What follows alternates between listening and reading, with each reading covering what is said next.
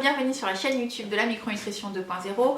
Aujourd'hui nous allons parler d'un sujet d'actualité qui est au cœur de notre santé. Nous le savons aujourd'hui, notamment les micronutritionnistes et les professionnels de santé qui pratiquent la micronutrition, la médecine fonctionnelle et nutritionnelle.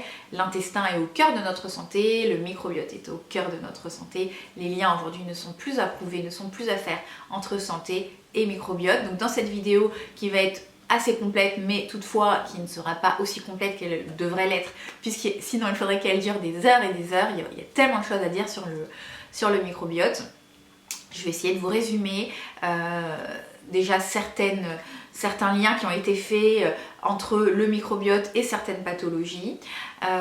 Qu'est-ce qu'un intestin, qu'est-ce qu'un microbiote en équilibre, comment atteindre le biose. Donc vous aurez des conseils pratiques pour vous permettre d'être en eubiose, quels sont les signes de dysbiose, c'est-à-dire qu'est-ce qui pourrait vous faire penser que vous avez un déséquilibre au niveau de votre flore intestinale, quelles sont les causes éventuelles de cette dysbiose. Et voilà, on va faire un petit tour d'horizon. Si ça vous intéresse, je vous laisse regarder la suite de la vidéo. Alors nous hébergeons dans notre intestin, dans notre appareil digestif, 10 fois plus de bactéries que nous avons de cellules eucaryotes, c'est-à-dire de cellules humaines. Donc on peut difficilement imaginer que ces cellules, que ces bactéries, que ces 100 000 milliards de bactéries n'interagissent pas avec notre propre organisme, avec nos propres cellules. C'est impossible, c'est impensable de concevoir aujourd'hui qu'elles sont là de manière inerte et qu'il n'y a pas de communication entre nos cellules humaines et les bactéries. Ça, c'est quelque chose qui est sûr et certain. Les chiffres varient un petit peu, on parle de 30 000 milliards, 50 000 milliards, 100 000 milliards, 10 fois plus, 5 fois plus, 3 fois plus. Bon, quoi qu'il en soit, il y a plus de bactéries, nous hébergeons plus de bactéries dans notre intestin que nous n'avons de cellules humaines. Alors, l'avancée sur tout ce qui est biologie, analyse, biologie spécifique, biologie d'investigation. Donc il y a une énorme avancée qui nous a permis de mettre en place, enfin pas moi, hein, les biologistes, les pharmaciens biologistes, notamment André Burkel, qui nous a donc permis de mettre en évidence une technique qui permet d'identifier précisément quelle est finalement notre identité microbiotique. C'est-à-dire que chaque individu a son propre microbiote, comme chaque individu a son propre génome, vous avez votre propre code génétique, il en va de même pour les bactéries que vous hébergez. Et donc il y a une technique d'identification de ce génome bactérien, on parle de métagénomique, et aujourd'hui il est possible de réaliser cette carte d'identité de votre microbiote dans son intégralité. Avant on faisait des cultures de sels, mais on arrivait finalement à mettre en évidence que 20 à 30% des bactéries, ce qui était largement insuffisant. Donc la métagénomique, ça existe. Faire une analyse de votre métagénome, c'est tout à fait envisageable. Il y a certains laboratoires qui le font, notamment en Belgique, en France également, très peu, mais il existe également des laboratoires qui le font. Ce sont des bilans qui ne sont pas remboursés, mais qui peuvent être extrêmement intéressants, qu'on peut envisager de faire une seule fois dans sa vie. En tout cas, dans les consultations de micronutrition et de médecine fonctionnelle, ce sont des bilans qu'on est amené à prescrire et qui coûtent, on va dire, entre 200 et 300 euros. Mais qui peuvent vraiment nous apporter des informations intéressantes dans le cadre d'une consultation, dans le cadre d'une investigation. On ne va pas les faire comme ça au hasard, ça sert strictement à rien, comme quand je vois certains patients qui quand ils commencent à consulter, me disent « Oh mais j'ai déjà fait des bilans d'intolérance, ça m'a coûté 200-300 euros ». Ça sert strictement à rien de faire ça au petit bonheur la chance. Il faut que ça soit, un bilan doit être prescrit, doit être réfléchi. Ça c'est quelque chose d'important. Aujourd'hui, il y a plus de 20 000, on en est à plus de 27 000 publications scientifiques sur les liens entre microbiote et pathologie, microbiote et état de santé. Donc, ce lien n'est plus à démontrer, même si on a encore beaucoup de recherches à faire, d'avancées. C'est une piste, c'est un boulevard qui s'ouvre, mais en tout cas, on a déjà pris ce chemin du microbiote, du lien qu'il y a entre microbiote et état de santé, et notamment du lien qu'il y a entre dysbiose, c'est-à-dire déséquilibre du microbiote, et notre état de santé. Donc malheureusement, on se retrouve dans une médecine à deux vitesses, où lorsque vous consultez un médecin qui fait de la médecine traditionnelle, de la médecine allopathique, quand vous commencez à lui parler de microbiote, de dysbiose, de probiotiques, de prébiotiques, vous l'insultez limite, hein, ils ne savent pas du tout ce que c'est pas du tout enseigné en faculté. ni de médecine ni de pharmacie. Donc c'est vraiment un domaine qui est finalement réservé aux professionnels de santé qui vont faire cette démarche de se former à la médecine micronutritionnelle, à la médecine fonctionnelle et d'essayer de comprendre un petit peu les liens de cause à effet et d'intégrer le patient dans une prise en charge très globale et de ne pas se contenter finalement de se dire mon patient a tel symptôme, ça relève de la dermato, mon patient a tel symptôme, ça relève de la gynéco, mon patient a tel symptôme, ça relève de la gastro. Donc on prend le patient comme un symptôme et non pas comme un individu en tant que tel, avec une prise en charge globale, et d'avoir cette prise en charge qui est générale, qui est globale et partir vraiment au cœur de la cellule, ça permet de comprendre les choses et pas seulement de mettre en place des traitements symptomatiques pour les problèmes de peau, des traitements symptomatiques pour les troubles digestifs, des traitements symptomatiques pour tel problème gynéco, et finalement de ne pas réussir à comprendre les causes même de telle ou telle pathologie. Et on sait aujourd'hui, et Hippocrate le disait il y a déjà 400 ans avant Jésus-Christ, il a dit beaucoup de choses intelligentes et beaucoup de choses très intéressantes. Beaucoup de ces théories ont été reprises, notamment que ton aliment soit ton premier médicament, que ton alimentation soit ta première médecine. On le voit un petit peu partout sur les blogs de nutrition, de conseils alimentaires. Mais il avait aussi dit que toutes les pathologies commençaient dans l'intestin. Et aujourd'hui, ça a été repris, le professeur Castronovo le dit, toutes les pathologies chroniques commencent au niveau du microbiote, et notamment au niveau du déséquilibre du microbiote. Donc il faut le prendre en charge. On ne peut pas envisager aujourd'hui de prendre en charge un patient de manière globale si on ne s'intéresse pas à l'état de son microbiote, à l'équilibre de son microbiote. Donc effectivement, toutes ces bactéries, ces 100 000 milliards de bactéries, elles vont communiquer avec nos cellules eucaryotes, avec nos organes, avec les adipocytes, elles vont communiquer avec le foie, elles vont communiquer avec nos muscles, elles vont communiquer avec nos neurones, elles vont vraiment communiquer, avoir des liens, avoir des moyens de communication, notamment via les interleukines, les cytokines inflammatoires. Et du coup, on a mis en avant des liens entre dysbiose, donc un déséquilibre du microbiote, et obésité par exemple. Il y a plein d'études scientifiques qui ont été réalisées, des études expérimentales qui ont été faites chez la souris notamment, qui ont montré que les patients qui souffraient de surpoids et d'obésité avaient une composition de leur microbiote qui était bien différente de celle de sujets qui avaient des poids sains. On a fait des expériences aussi où on a transféré des microbiotes de sujets obèses sur des sujets sains qui, sans modifier leur modèle alimentaire, uniquement avec ce transfert de microbiote de sujets obèses, prenaient du poids. Il y a plein d'expériences comme ça qui ont été faites, notamment sur des sujets donc femelles avec des microbiotes sains et qui transféraient donc leur microbiote à leur progéniture, et donc un microbiote qui permettait à la progéniture de développer aucun trouble de surpoids avec un poids normal, et au contraire des sujets femelles avec des microbiotes déjà déséquilibrés, surpoids, obésité, et chez la progéniture, génération suivante, problème de surpoids et d'obésité. Il y a eu vraiment de nombreuses études, notamment aussi sur les rapports entre certains phyla, Firmicutes et Bacteroidetes. Pareil, on a prouvé qu'il y avait un rapport qui était différent, en sachant que les études sont un petit peu contradictoires parce qu'il faut aller regarder vraiment les classes, les sous-classes, les familles au niveau de la taxonomie des probiotiques, et pas se contenter de regarder les phyla. Parce qu'aujourd'hui on sait, on a identifié, il y a 3 phyla principaux chez l'homme, les Bacteroidetes, les Firmicutes et les actinobactéries, mais après il y a des classes, des sous-classes, voilà, c'est un petit peu compliqué la taxonomie, et quand on fait la métagénomique, on peut vraiment tout détailler. Donc ça c'est très intéressant. Il faut quand même se dire qu'on a plus de 2 kg de poids corporel qui correspond à notre microbiote. On a identifié plus de 1000 espèces, aujourd'hui à peu près 1000 espèces. Donc voilà, c'est pas là pour rien, ça peut pas être inerte, ça c'est quelque chose que vous devez comprendre. Notre microbiote, il interagit avec toutes nos cellules, et il est en lien avec nos pathologies.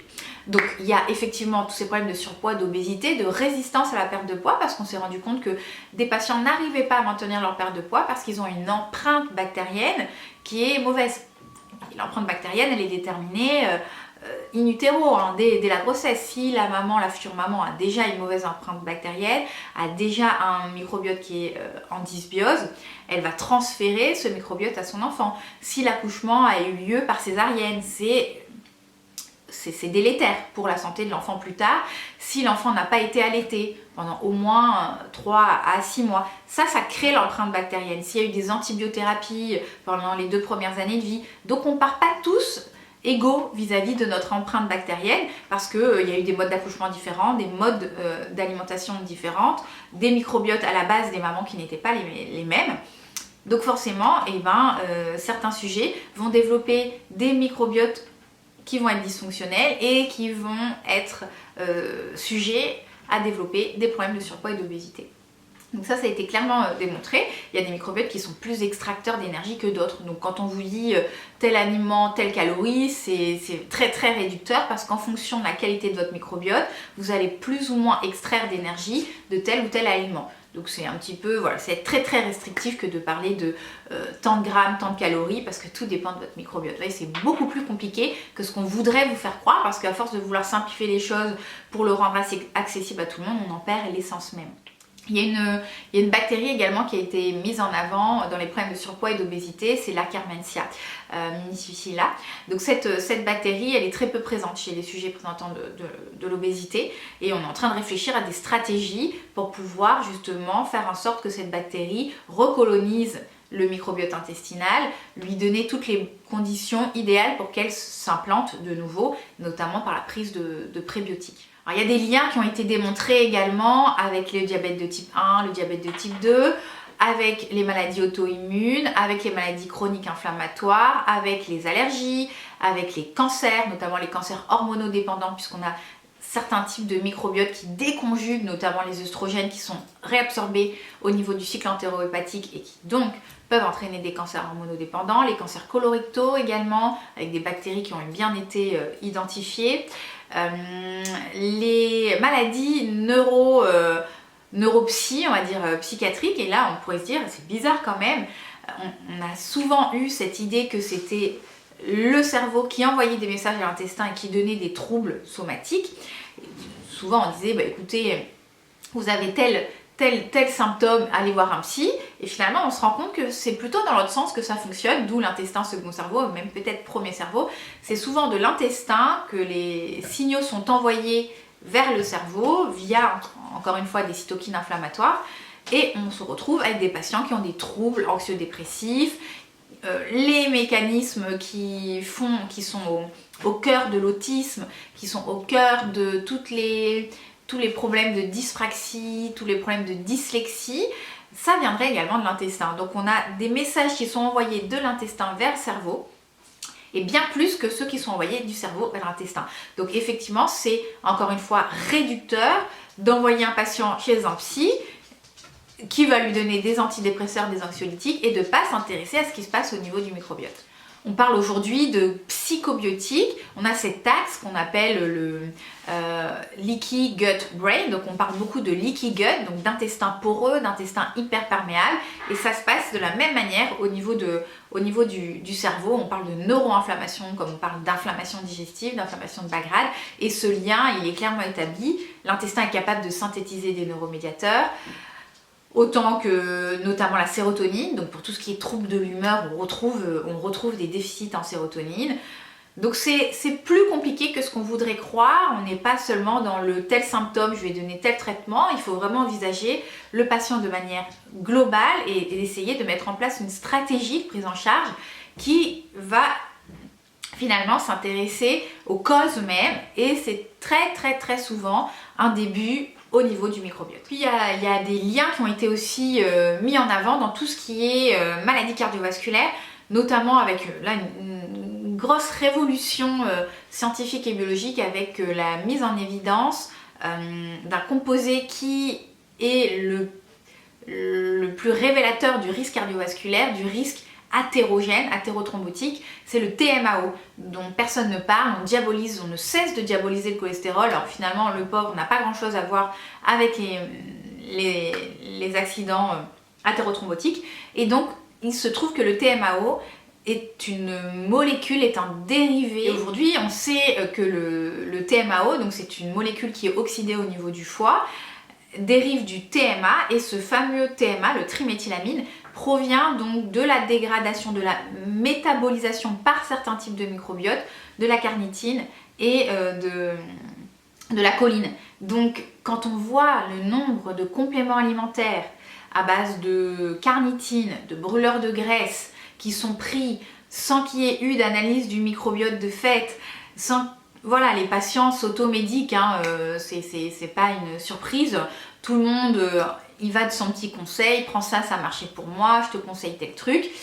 Et ça peut être lourd de conséquences. Imaginez que vous ayez un microbiote qui métabolise votre carnitine en TMA, que votre foie va oxyder en TMAO. Vous développez donc un fort risque athérogène.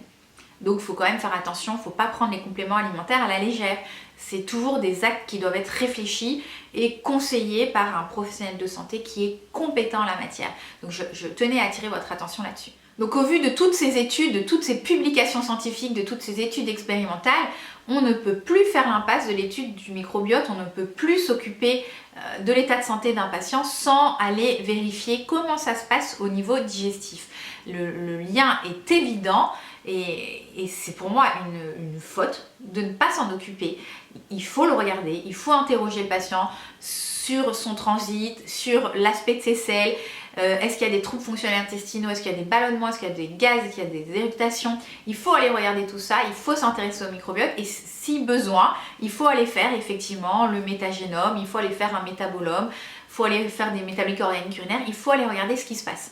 C'est vraiment important que vous ayez des symptômes digestifs ou extra-digestifs parce que vous l'avez bien compris, les liens sont vraiment très étroits entre une pathologie qui peut être donc extra-digestive, des maux de tête, de l'eczéma, de l'acné, du diabète, une dépression et votre microbiote. Alors on pourrait se dire, ben non, le microbiote, ça n'a lieu d'être que lorsqu'on a des troubles fonctionnels intestinaux, des troubles digestifs, un côlon irritable, mais non, vous avez bien vu que ça va bien au-delà de ça. Notre microbiote intestinal, qu'est-ce qu'il fait? Ses fonctions principales, déjà il a des fonctions métaboliques.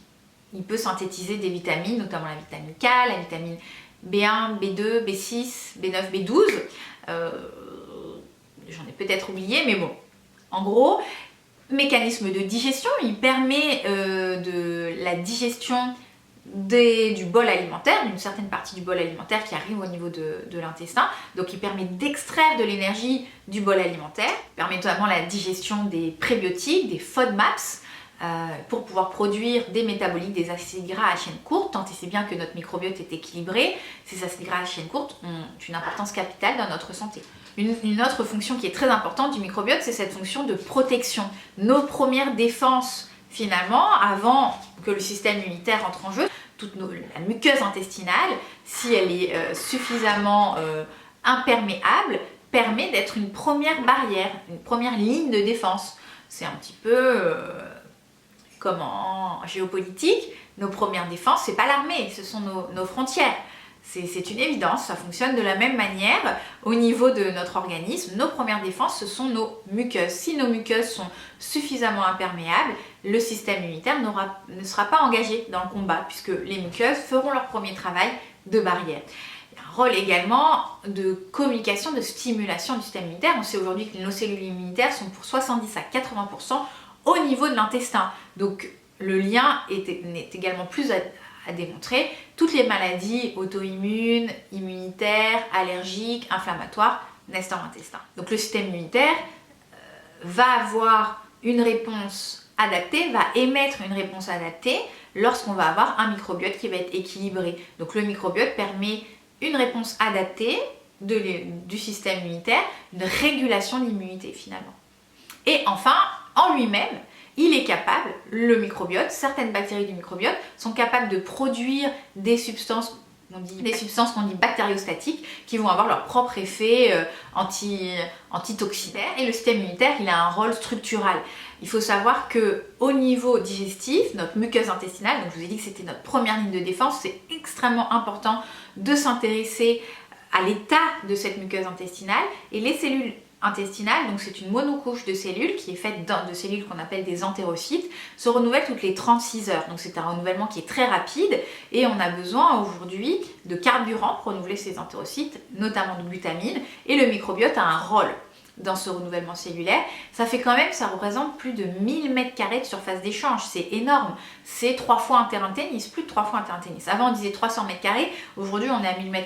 Donc c'est vraiment un enjeu stratégique de s'intéresser à l'intégrité de notre muqueuse intestinale, et le microbiote a un rôle très important dans le renouvellement cellulaire de cette muqueuse. Alors, comment savoir si vous êtes en dysbiose ou non? Donc vous l'avez compris, si vous consultez, on vous fera peut-être faire des bilans de biologie spécifiques. Un métagénome, donc, qui est un bilan qui va être fait éventuellement si vous avez une énorme dysbiose une fois tous les 6 mois après avoir instauré un traitement pour voir si ça a été efficace, ou s'il est ok une fois dans votre vie, hein, c'est suffisant. Ça coûte dans les 200, 250, 300 € au maximum. Un métabolome, donc là on va aller regarder quels sont les métabolites, quels sont les produits de votre microbiote, parce qu'on sait que certaines bactéries vont produire tel métabolite et ça va permettre de savoir exactement est-ce que vous produisez suffisamment d'acide grachénique court. Bon, le métabolome, ça peut être fait également. Et ce qu'on appelle les métabolites organiques urinaires. Donc là, c'est le même principe finalement, c'est de se dire quels sont les métabolites que votre microbiote produit, et ça permet de mettre en avant une dysbiose de fermentation, une dysbiose de putréfaction ou des mycoses intestinales. Donc le MOU, donc le métabolite organique urinaire, c'est un bilan qui est régulièrement réalisé. Enfin moi en tout cas, dans ma pratique, je le prescris régulièrement. Ça permet vraiment de voir est-ce qu'il y a une dysbiose, quel type de dysbiose, et de pouvoir adapter le traitement qu'on va mettre en place. Donc ça, ce sont des bilans biologiques qui vont vous être prescrits en fonction de l'interrogatoire clinique, de l'anamnèse, qui vont être choisis spécifiquement et vont vous être prescrits de manière très personnalisée. Maintenant, il y a des signes fonctionnels qui peuvent nous mettre un petit peu la puce à l'oreille. Alors, c'est pas une liste exhaustive que je vais vous donner. En aucun cas, ça peut remplacer une consultation avec un thérapeute qui fait de la médecine fonctionnelle, mais ça peut déjà vous éclairer, vous donner quelques idées. Alors, on a déjà tous les signes digestifs. C'est vraiment la sphère digestive en premier lieu. Les troubles du transit, diarrhée, constipation, alternance diarrhée-constipation. Donc moi, je demande régulièrement à mes patients de remplir des agendas de selles. Donc je leur explique les différents types de selles et je leur demande de me le faire sur 15 jours, sur un mois, pour qu'on voit comment sont leurs selles, parce que vous êtes peu nombreux finalement à vous intéresser à vos selles. C'est un peu le truc qu'on ne veut pas voir, le truc dont on a un peu honte, alors que ça nous informe, ça nous donne beaucoup d'informations sur votre état de santé et sur l'équilibre de votre microbiote. Est-ce qu'il y a des ballonnements? Est-ce qu'il y a des douleurs abdominales? Est-ce qu'il y a des gaz? Alors quand les gaz ont une odeur nauséabonde, c'est déjà le signe d'une dysbiose de putréfaction. Est-ce que vous avez des éruptations? Est-ce que vous avez une haleine putride? Voilà, c'est vraiment des signes qui vont nous dire qu'il y a un problème au niveau du microbiote, qu'il y a peut-être une dysbiose et qu'il va falloir aller investiguer un petit peu plus loin, d'autant plus que cette dysbiose est souvent associée à une hyperperméabilité intestinale, à un leaky gut et une inflammation de bas grade. Donc ça fait vraiment le lit de toutes les pathologies dont je vous ai parlé tout à l'heure, et encore ce n'était pas une liste exhaustive, il y en a bien d'autres. Alors il y a un tableau clinique, plus spécifique qu'on appelle le SIBO, je vous en ai déjà parlé dans une précédente vidéo il me semble, donc pour Small Intestinal Bacterial Overgrowth. Donc ce SIBO, qu'est-ce que c'est? C'est une hypercolonisation, c'est une colonisation des bactéries du côlon qui vont remonter dans l'intestin grêle et qui vont aller fermenter les fibres, donc le bol alimentaire, particulièrement tout ce qui est FODMAPs, donc les fermentés cibles, tout ce qui est fibres, prébiotiques en fait, toute la grande famille des prébiotiques, les amidons résistants, les fibres, les polyphénols. Donc on va retrouver des signes qui vont être les mêmes que ceux d'une dysbiose, mais qui vont être plus intenses, qui vont être spécifiques à cette prise de fibres, de prébiotiques, et qui vont arriver de manière très rapide, de manière très rapprochée par rapport à la prise alimentaire. Donc quand vous aurez mangé des fibres, dans les 30 minutes, vous allez avoir le ventre qui va doubler de volume, vous allez ballonner, vous allez avoir des gaz, vous allez vraiment avoir un inconfort digestif. Ça, c'est le SIBO. Et pour diagnostiquer le SIBO, on a des tests spécifiques, notamment le breath test, qui permet de vérifier les émissions de gaz, donc d'hydrogène par la bouche, d'hydrogène et de méthane. Alors je sais que le docteur Donatini, lui, il utilise un autre test, c'est plus orienté naturopathie, dont j'ai oublié le nom, et qui de la même manière va doser les gaz expirés par la bouche, mais il dose 4 gaz. Et puis après il met en place des traitements à base de champignons, de mycélium, mais là je ne saurais pas vous dire si c'est validé scientifiquement, si ça marche vraiment. Donc moi je me contente de faire ce qui est validé et ce que je connais, donc notamment le SIBO avec le breast test. Donc maintenant qu'on a vu une liste non exhaustive des signes qui pourraient vous dire j'ai peut-être un problème au niveau de mon microbiote, faudrait peut-être que j'aille consulter pour aller regarder un petit peu plus loin et voir est-ce qu'il faudrait pas faire un petit peu de ménage là-dedans, quelles seraient les causes éventuelles. Donc, de la même manière, les causes ne sont absolument pas exhaustives, je vais vous donner quelques causes. Donc notamment le fait d'avoir eu une mauvaise empreinte bactérienne dès le départ. La mère ayant une mauvaise empreinte bactérienne, elle transfère un microbiote déséquilibré à son enfant. Si l'accouchement a eu lieu par césarienne et pas par voie basse, donc maintenant il y a des techniques qui sont mises en place qui s'appellent le vaginal seeding, qui est pas fait systématiquement, parce qu'encore une fois on est dans une médecine à deux vitesses et qu'aujourd'hui vous parlez à un gynéco de microbiote, d'empreinte bactérienne, je suis pas sûre que tous les gynécos aient cette vision aussi élargie de la santé.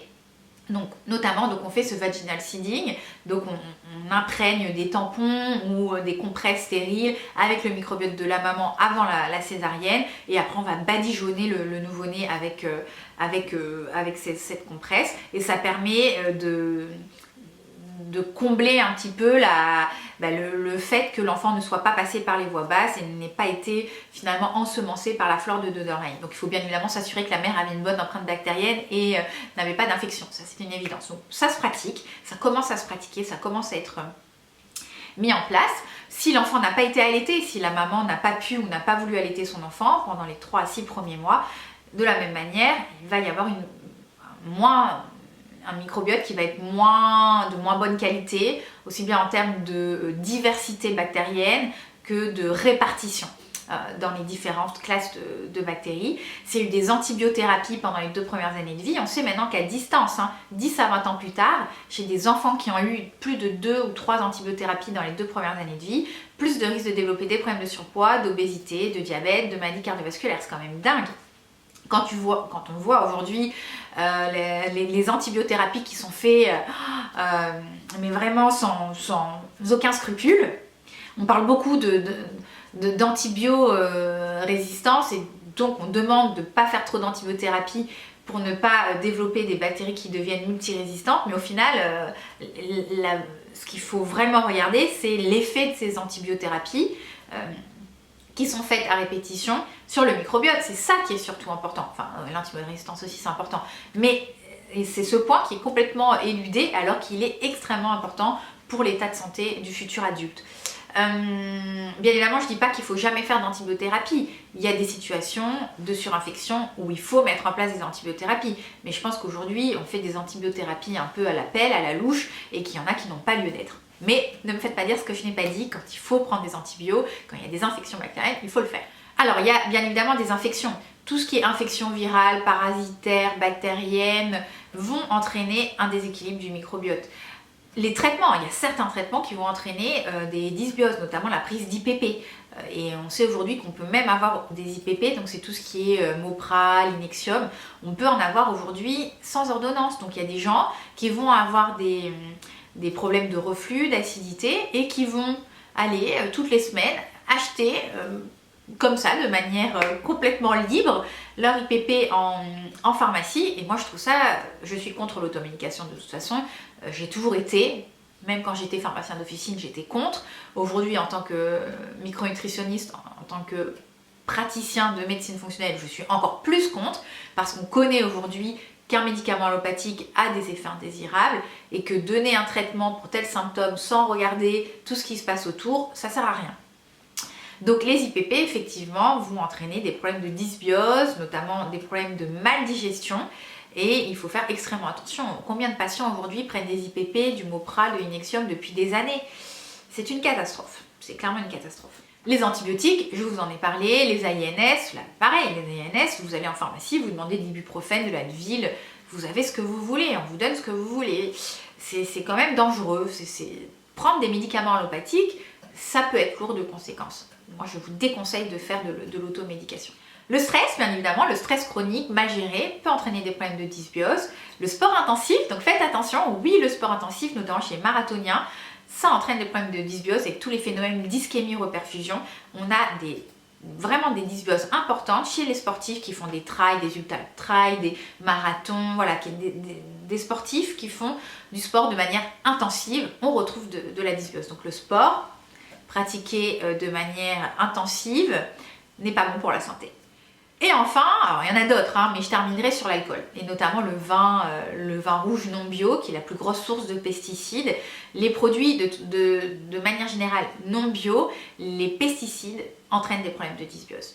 Alors maintenant qu'on a vu les signes qui peuvent nous mettre un petit peu la puce à l'oreille sur une éventuelle dysbiose, les causes qui auraient pu créer cette dysbiose, on va parler un peu de que faire, quelles sont les petites consignes un petit peu basiques à mettre en place pour retrouver le biose. En sachant que si vous avez une dysbiose, il faut consulter, il y aura une prise en charge qui va être globale, qui va être faite, il va y avoir un travail à faire en termes de micronutriments, de prébiotiques, de probiotiques, d'huile essentielle, de phytothérapie pour rééquilibrer votre microbiote.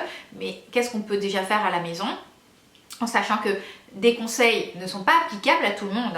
Encore une fois, on est dans une médecine qui est personnalisée, qui est précise, et ce qui est bon pour tel patient ne sera pas forcément bon pour vous. Donc c'est pour ça qu'il vaut mieux ne pas aller dans la simplification, dans la généralisation des conseils, mais vraiment avoir des conseils qui sont adaptés. Quoi qu'il en soit, dans cette vidéo, je vais vous faire part de quelques conseils généraux qui ne seront peut-être pas applicables à votre situation. Au moins, vous êtes au courant. Donc être en eubiose, finalement, c'est avoir un équilibre de notre microbiote. Vous avez bien compris qu'on ne part pas tous avec les mêmes chances, on n'a pas tous la même empreinte bactérienne, en fonction, encore une fois, du mode d'allaitement, de l'accouchement, des antibiothérapies, et qu'on a une mémoire de cette empreinte bactérienne. Donc le problème, c'est que si on a une mauvaise empreinte bactérienne depuis le début, c'est pour ça que c'est très très très important, j'insiste, j'avais fait une vidéo là-dessus, sur la périconception. C'est une période qui est capitale quand on veut faire de la prévention et quand on veut être un adulte en bonne santé. La période la plus importante, c'est la périconception. Donc toutes les femmes qui souhaitent avoir des enfants, n'attendez pas d'être enceinte. Dès que vous arrêtez votre contraception, consultez. Faites une consultation de micronutrition, de médecine fonctionnelle, faites un bilan global, complémentez-vous, optimisez vos statuts, équilibrez votre microbiote et vous allez donner toutes les chances à votre futur enfant de devenir un adulte en bonne santé. C'est la période clé. Donc vraiment, si vous n'avez pas vu cette vidéo sur la périconception, allez la regarder. Si vous souhaitez avoir un enfant, consultez. C'est le meilleur conseil que je pourrais vous donner aujourd'hui si vous voulez avoir un enfant qui sera un futur adulte en bonne santé.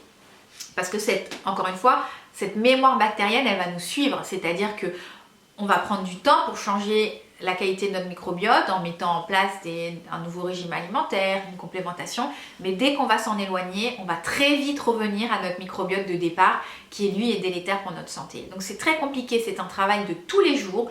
Tous les jours, vous allez devoir faire des efforts pour avoir un microbiote en équilibre et pendant toute votre vie. Donc c'est vraiment un travail de toute la vie, du quotidien, de chaque heure. Ça, c'est vraiment quelque chose à bien comprendre. Si vous voulez partir avec toutes les chances de votre côté, mettez en place toutes ces règles dès la périconception, dès l'arrêt de la contraception. Alors les quelques conseils que je peux vous donner, celui-ci il est valable pour tout le monde, c'est mastiquer. La mastication, c'est la seule étape de la digestion qu'on a sous notre contrôle.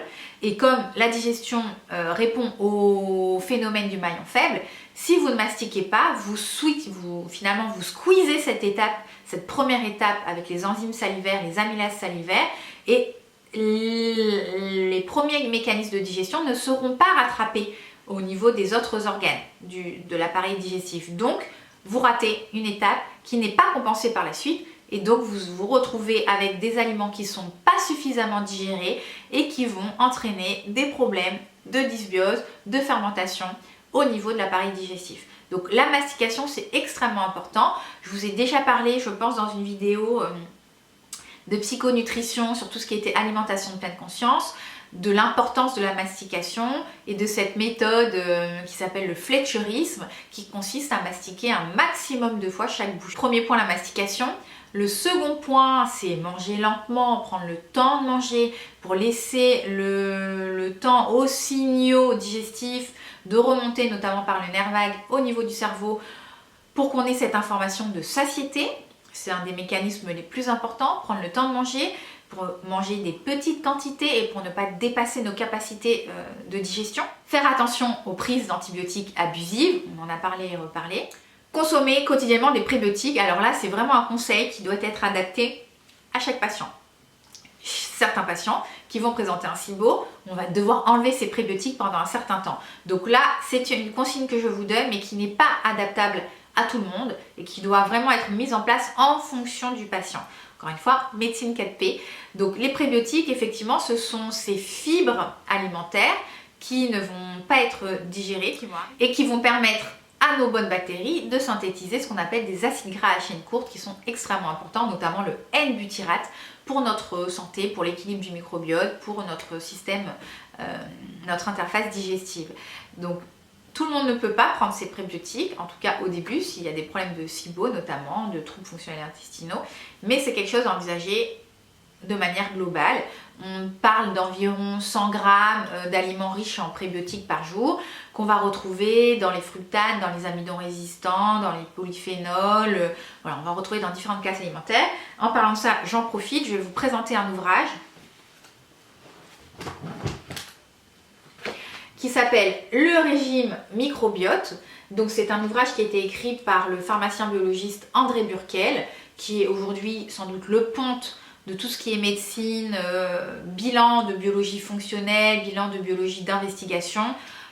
C'est un véritable puits de science, il a écrit pas mal d'ouvrages, dont celui-ci, donc le régime microbiote, la santé passe par nos intestins. Et à l'intérieur de cet ouvrage, vous avez l'explication détaillée, mais c'est extrêmement précis, c'est très concis, ça lui ressemble beaucoup avec plein de formules, plein de calculs à réaliser, pour savoir exactement qu'est-ce que c'est que les probiotiques, ou les prébiotiques, où est-ce qu'on va les trouver, dans quel type d'aliments, combien est-ce qu'il vous faut de prébiotiques par jour. C'est vraiment très bien fait, vous avez des tableaux par exemple avec ici les polyphénols et la quantité de polyphénols par aliment. Vous avez également toute une partie avec des petites recettes qui sont donc riches en prébiotiques. Il est très bien fait, il est très bien illustré. C'est un très très joli ouvrage que je recommande aussi bien au grand public qu'aux professionnels de santé, parce que moi je l'utilise quand je veux expliquer à mes patients qui doivent manger un peu plus de prébiotiques, comment faire les calculs, comment savoir est-ce que dans l'assiette j'ai suffisamment de prébiotiques. Il y a des recettes que j'utilise. Il a d'ailleurs sorti un ouvrage qui s'appelle le régime prébiotique en 36 recettes, quelque chose comme ça, où vous avez que des recettes qui contiennent une quantité suffisante de prébiotiques. Donc c'est un ouvrage que je trouve vraiment très très bien fait, qui est très concis. Vous avez vraiment tous les tableaux, par exemple des aliments qui sont riches en bêta-glucane, les aliments qui sont riches en amidons résistants. Il est très très bien fait, donc vraiment c'est un ouvrage que je vous recommande. Si vous êtes professionnel de santé, ça va vous faciliter la vie pour faire vos conseils à vos patients. Si vous êtes un patient et que votre thérapeute vous a dit que vous deviez enrichir votre alimentation en prébiotiques, je vous recommande cet ouvrage et donc celui sur les recettes si vous voulez uniquement avoir des recettes et pas vous prendre la tête à faire des calculs avec les tableaux qu'il y a à l'intérieur, parce que c'est vrai que on vous dit donc par exemple les fibres, il vous faut 15 grammes, les amidons résistants, il vous faut 12 grammes, donc il faut faire tous vos petits calculs. Bon, ça peut être un petit peu contraignant. Mais en tout cas, c'est un super ouvrage. Mais encore une fois, chez certains patients, il va falloir enlever les prébiotiques pendant certains temps. Le temps de rééquilibrer le microbiote et le temps de cicatriser la muqueuse intestinale. Puis après, on pourra les réintroduire. Donc les gens qui font des régimes FODMAPs à vie, je vois des blogs de personnes qui n'ont aucune compétence médicale, qui prônent les régimes sans FODMAP. C'est une catastrophe. C'est vraiment une catastrophe. Oui, on doit à certains moments exclure des FODMAPs, mais c'est dans le cadre d'une prise en charge globale. On ne fait pas ça comme ça. C'est vraiment s'exposer à de nombreuses carences et ça ne sert à rien de faire ça. C'est de faire du symptomatique. Je mange des fibres, je ballonne, j'arrête de manger des fibres. Mais pourquoi vous ballonnez? Donc faites attention à tous ces blogs qui sortent parce que c'est la grande mode des régimes sans FODMAPs après les régimes sans gluten. des gens qui n'y connaissent rien, qui n'ont aucune compétence, qui transposent leur expérience personnelle et qui veulent la transposer au plus grand nombre. Ça marche pas comme ça, c'est très personnel, il faut des compétences médicales et scientifiques pour proposer de tels régimes d'éviction. Donc faites attention. Alors il faudrait également, pour avoir un bon microbiote, une eubiose, consommer donc les polyphénols. Je vous en ai parlé un petit peu dans les prébiotiques, puisque les polyphénols c'est des cobiotiques. On peut les intégrer dans la famille des prébiotiques. Donc les polyphénols que l'on va retrouver, donc ces antioxydants dans le thé vert, dans le café, dans le chocolat noir. Mais encore une fois, il faut faire attention. Il y a certaines personnes qui vont métaboliser les polyphénols en phénol et ça va faire une flore de putréfaction. Donc voilà, c'est des conseils généraux, encore une fois, mais qui ne sont pas forcément adaptables à tout le monde. Mais de manière générale, il faut consommer des épices, il faut consommer des aromates, il faut consommer des polyphénols. Donc ça, c'est quand même, ça fait partie des règles santé. Alors consommer des poissons gras, alors oui, les petits poissons gras, sardines, maquereaux, harengs, attention aux gros poissons gras, attention toutefois à l'intoxication aux métaux lourds, mais on sait que les oméga 3, notamment les oméga 3 longue chaîne, EPA et DHA, qui sont contenus dans les poissons, exclusivement dans les poissons. Il y aurait certaines algues visiblement pour les végétaliens véganes, mais je ne suis pas persuadée, je ne sais pas quelles sont les concentrations en EPA DHA de ces algues.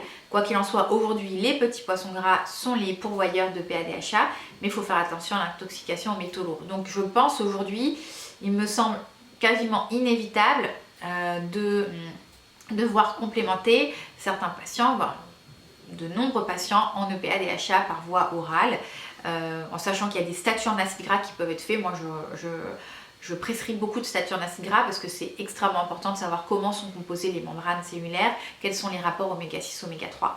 Donc consommer des poissons gras, attention à l'intoxication aux métaux lourds. Encore une fois, on n'est pas tous égaux concernant cette intoxication aux métaux lourds. Il y en a qui vont détoxiquer beaucoup mieux que d'autres. Ça dépend de notre polymorphisme génétique, ça dépend de notre détox hépatique. Mais les poissons gras aujourd'hui font partie des recommandations. Pas trop peu, voilà, on va dire, pour rester dans les normes. Mais encore une fois, c'est à adapter à chaque patient. Limiter la consommation de trop de viande. Alors je dis pas qu'il faut arrêter de manger de la viande, je dis qu'on est des êtres humains et nous sommes omnivores, nous devons consommer 2/3 de produits végétaux pour 1/3 de produits animaux. Nous sommes faits pour ça, c'est notre génétique, c'est notre épigénétique, je dirais même. Mais manger trop de viande va entraîner des dysbioses de putréfaction. Donc il faut manger de la viande, mais il ne faut pas en manger trop. Faire attention à tout ce qui est sucre raffiné, les sucres rapides qui peuvent entraîner le développement et l'entretien de mycoses, de candidose notamment. Donc là aussi, problème de dysbiose. Donc faire attention à ces alimentations qui sont trop riches en graisses saturées, en sucre raffiné. Et je terminerai par un point important, c'est manger bio. Il y a quelques années, j'y accordais pas autant d'importance. Aujourd'hui que je suis de plus en plus formée, de plus en plus compétente, je dirais, en médecine fonctionnelle, en micronutrition. Enfin voilà, je suis des congrès quasiment toutes les semaines. Manger bio, finalement pour moi, ça devient une évidence. Parce que ne pas manger bio, c'est s'exposer aux pesticides. Et les pesticides, non seulement on sait qu'ils ont un impact très délétère sur le microbiote, sur l'équilibre de notre microbiote, mais également il y a le problème de tout ce qui est perturbateur endocrinien, cancer hormonodépendant. Enfin voilà, manger bio aujourd'hui pour moi ça me semble évident. Maintenant il faut peser le bénéfice, coût, on va dire coût-bénéfice, peut-être pas manger bio surtout, mais il y a certaines catégories alimentaires qui pour moi ça me semble évident qu'il faut manger bio, et si on peut manger bio peut-être à 100% c'est l'idéal, mais tout le monde ne peut pas le faire, donc faire au mieux. Voilà, donc je vous ai donné les quelques grands conseils généraux qui ne sont pas forcément applicables à tout un chacun. Rappelez-vous de cette médecine 4P préventive. On n'attend pas d'être malade pour se soigner. Au contraire, on essaye de faire en sorte de rester en bonne santé le plus longtemps possible, d'optimiser son état de santé. Personnalisé, il n'y a pas de conseils pour tout le monde, il y a des conseils qui vous sont adaptés. Précise, parce qu'on peut faire des bilans de biologie spécifiques qui vont nous permettre vraiment d'affiner votre prise en charge, de vous prescrire tel ou tel micronutriment, tel ou tel nutricament pour faire en sorte que vous ayez un état de santé optimal. Et participatif, vous allez être le propre acteur de votre santé, parce que notre santé, notre bon état de santé ne nous est pas dû. Ce n'est pas un état de fait, il faut donc œuvrer pour sa santé, et vous l'aurez compris, avoir un microbiote en équilibre, c'est vraiment un travail du quotidien et c'est un travail que vous allez devoir faire tout au long de votre vie et que vous devrez commencer dès votre désir de grossesse. J'insiste lourdement, mais c'est vraiment extrêmement important pour mettre toutes les chances du côté de votre futur enfant pour qu'il devienne un adulte en bonne santé. J'espère que cette vidéo vous aura donné des informations. Encore une fois, j'étais obligée de faire quelque chose de relativement court. Je ne peux pas faire des vidéos de 10 heures, mais il y aurait au moins des centaines d'heures de vidéos à faire sur le microbiote, sur notre interface digestive, sur le lien entre microbiote et pathologie. C'est un domaine qui est extrêmement intéressant, qui va, je suis sûre, nous apprendre encore beaucoup de choses. Il faut rester humble par rapport aux connaissances que l'on a aujourd'hui.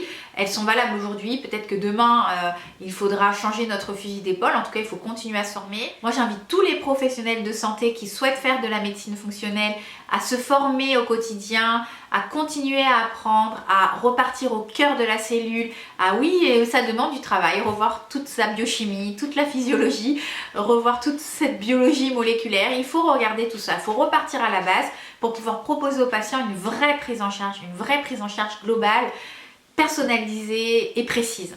C'est extrêmement important. J'espère que cette vidéo vous aura donné envie de vous intéresser un petit peu plus à votre microbiote.